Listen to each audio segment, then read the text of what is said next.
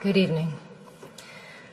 I am truly honored to be here with you tonight, and thank you to the Foundation for inviting me, and thank you all for sharing in this moment.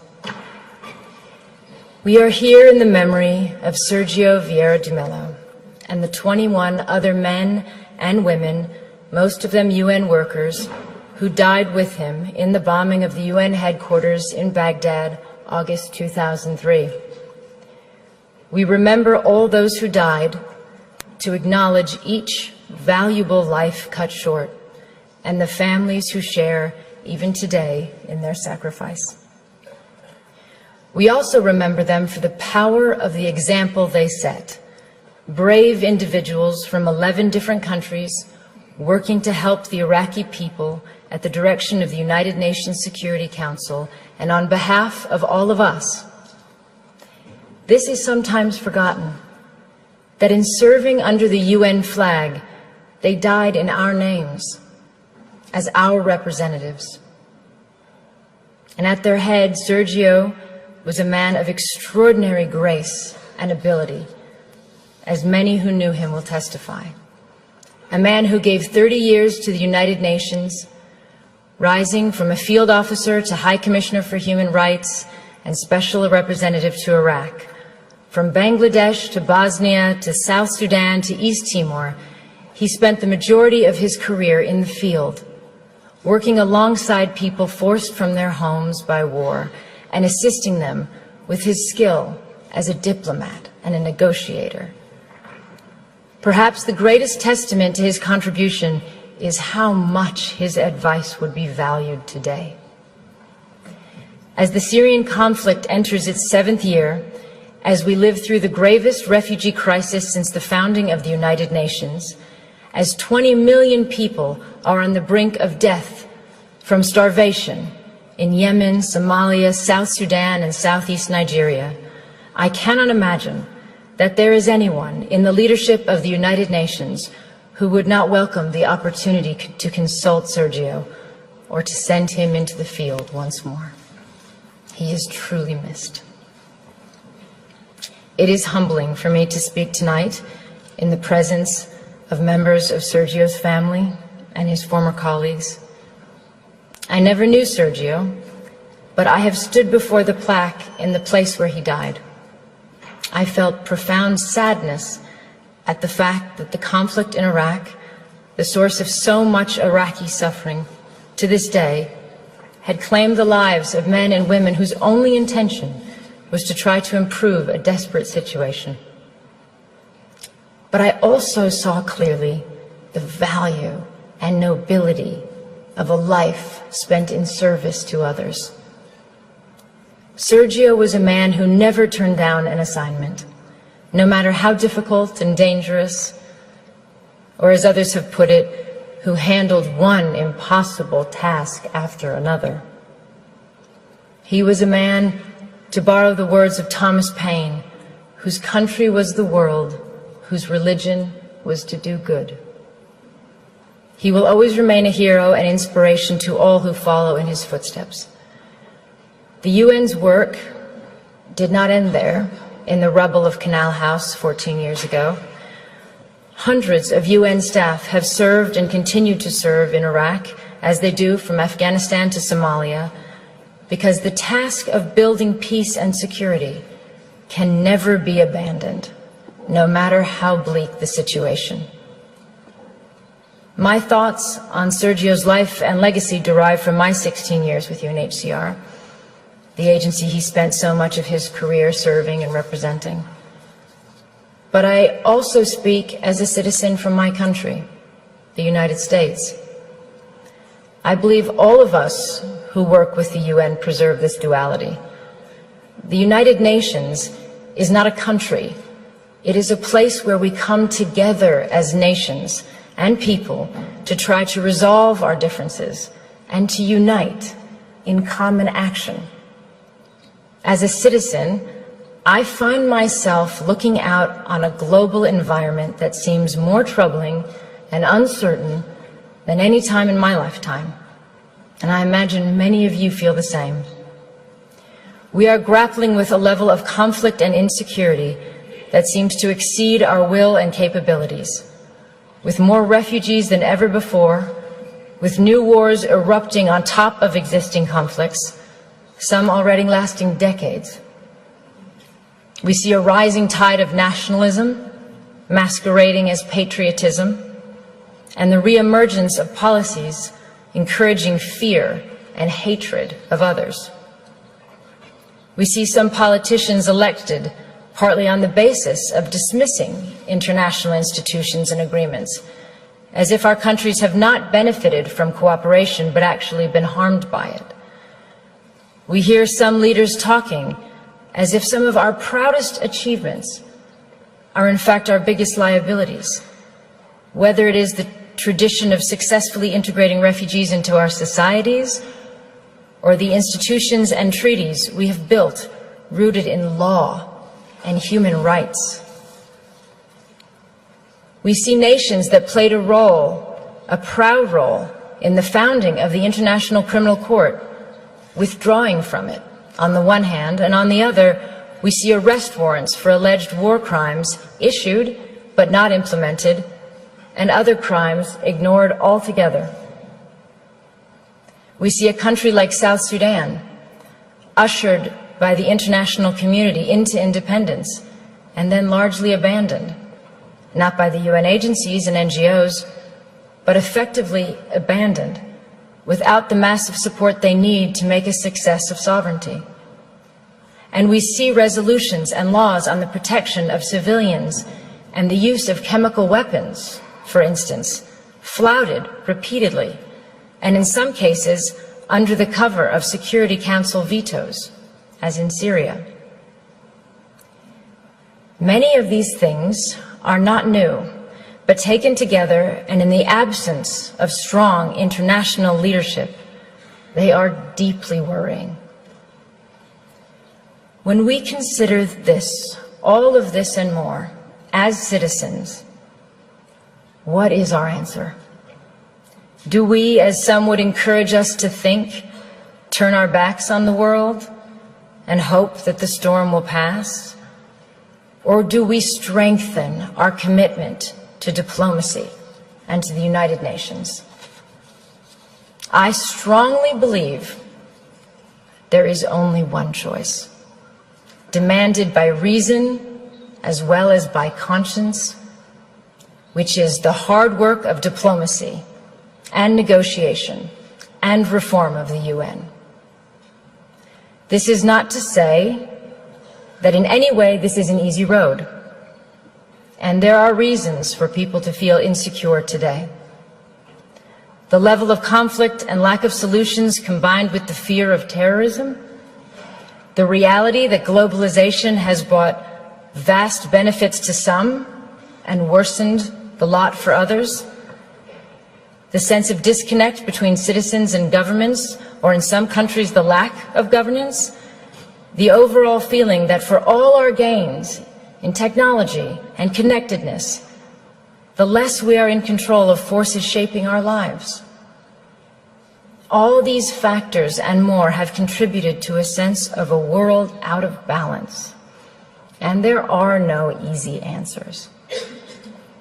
And despite the millions of people who have lifted themselves out of poverty in our lifetime, the difference between the lives of those of us born in wealthy, democratic societies and those born into slums and refugee camps in the world is a profound injustice. We see it, and we know it's wrong at a simple human level. That inequality is contributing to instability, conflict, and migration, as well as to the sense that the international system serves the few at the expense of the many. But again, what is our answer as citizens? Do we withdraw from the world where before we felt a responsibility to be part of the solutions? I am a proud American, and I am an internationalist. I believe anyone committed to human rights is. It means seeing the world with a sense of fairness and humility, and recognizing our own humanity in the struggles of others. It stems from a love of one's country, but not at the expense of others. From patriotism, but not from narrow nationalism. It includes the view that success isn't being greater than others, but finding your place in a world where others succeed too. And that a strong nation, like a strong person, helps others to rise up and be independent. It is the spirit that made possible the creation of the UN. Out of the rubble and ruin and 60 million dead of World War II, so that even before the task of defeating Nazism was complete, that generation of wartime leaders was forging the UN. If governments and leaders are not keeping the flame of internationalism alive, then as citizens, we must. The challenge is how to restore that sense of balance and hopefulness in our countries, while not sacrificing all we have learned about the value and necessity of internationalism. Because a world in which we turn our back on our global responsibilities will be a world that produces greater insecurity, violence, and danger for us and for our children. This is not a clash between idealism and realism. It is the recognition that there is no shortcut to peace and security, no substitute for the long, painstaking effort to end conflicts, expand human rights, and strengthen the rule of law. We have to challenge the idea that the strongest leaders are those willing to dismiss human rights on the grounds of national interests. The strongest leaders are those who are capable of doing both. Having strong values and the will to act upon them doesn't weaken our borders or our militaries. It is their essential foundation. And none of this is to say that the UN is perfect, because of course we know it is not.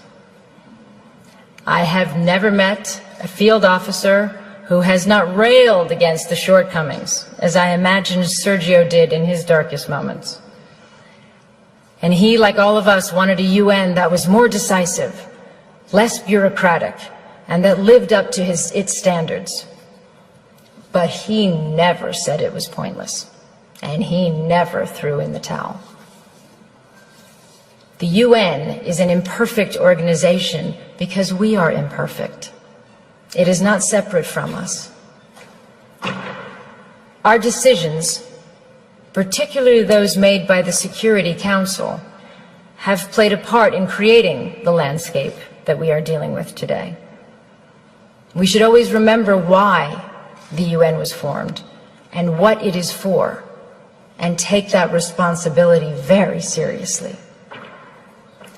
We have to recognize the damage we do when we undermine the UN or use it selectively or not at all, or when we rely on aid to do the job of diplomacy, or give the UN impossible tasks and then underfund it.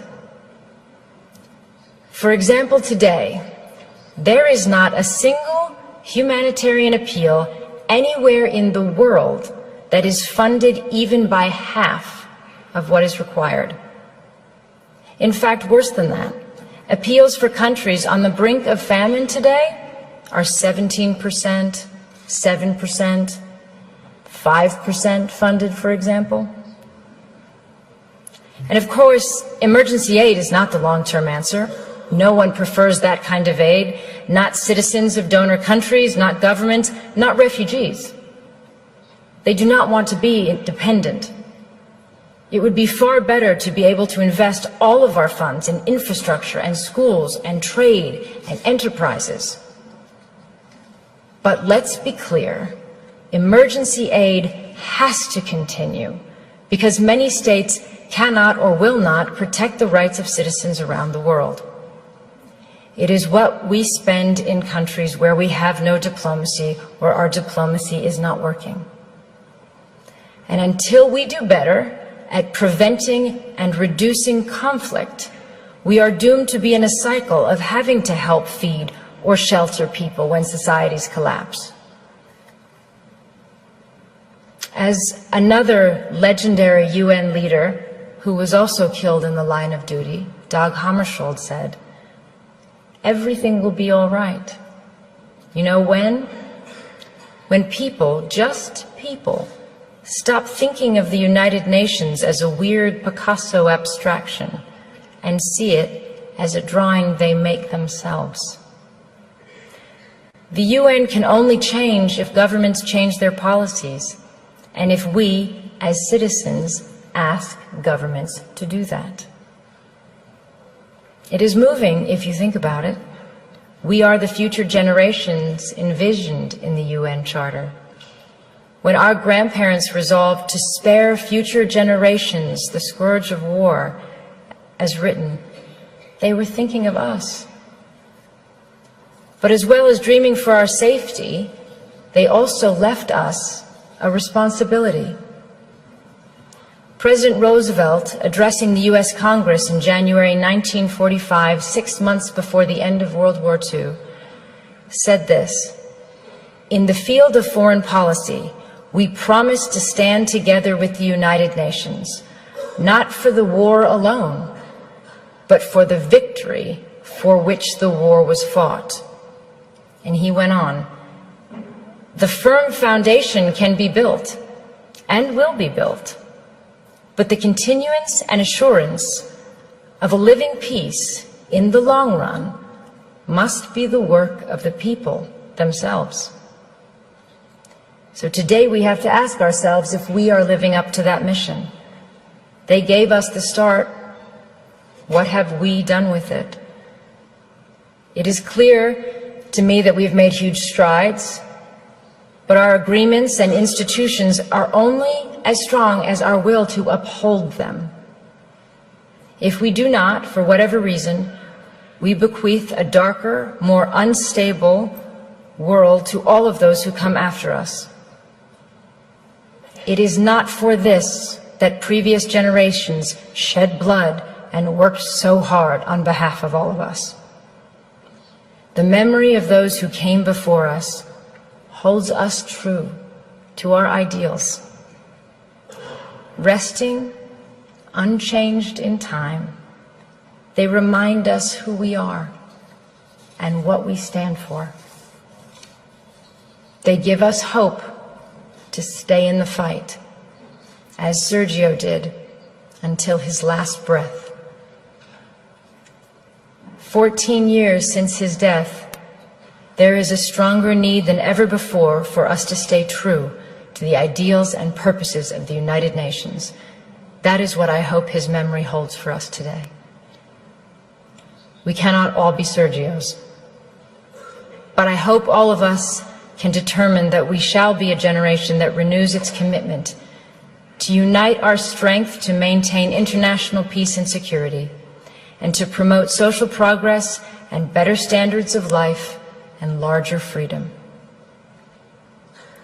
But in the final analysis, if we do not, even if that level of vision eludes us, and we continue to simply manage rather than overcome our generation's challenges, we just have to keep working, determinedly, patiently, and you can be certain that as you do, that you follow the example of one of the UN's finest sons, and that to do even a little of his good, to apply ourselves to the work he left unfinished in whatever way we can, is a worthy task for all of us.